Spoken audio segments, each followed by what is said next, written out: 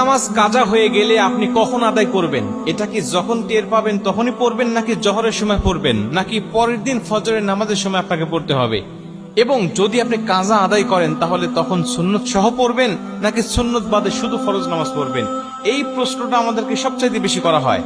আমরা জানি পবিত্র কোরআন সূরা নিসার 103 নম্বর আয়াতের শেষের অংশে আল্লাহ পাক বলছেন, ইন্নাস সালাতা কানাত আলাল মুমিনিনা কিতাবাম মাওকুতা। আমি আল্লাহ তোমাদেরকে নির্দিষ্ট সময়েই নামাজকে ফরজ করেছি। নামাজ নির্দিষ্ট সময়ে ফরজ, কিন্তু আপনি নির্দিষ্ট সময় যদি না পড়তে পারেন কোনো জরুরতের ক্ষেত্রে, তাহলে আপনি কি করবেন? যেমন আমরা জানি ফজরের নামাজটা কখন পড়তে হয়? সুবহে সাদিক থেকে সূর্য উদয় পর্যন্ত, এটুকু ফজরের নামাজের সময়। এর পরবর্তীতে পড়তে গেলে আপনার কাজা পড়তে হবে। আমরা জানি নবীজি সাল্লাল্লাহু আলাইহি ওয়াসাল্লাম বলেছেন, 3টা সময়ে নামাজ পড়া আল্লাহ পাক হারাম করে দিয়েছেন। 1 নম্বরে সূর্য উদয়ের সময়, 2 নম্বরে সূর্য যখন একেবারে ঠিক মাথার উপরে থাকে, হেলে যতক্ষণ না যায়, এবং 3 নম্বরে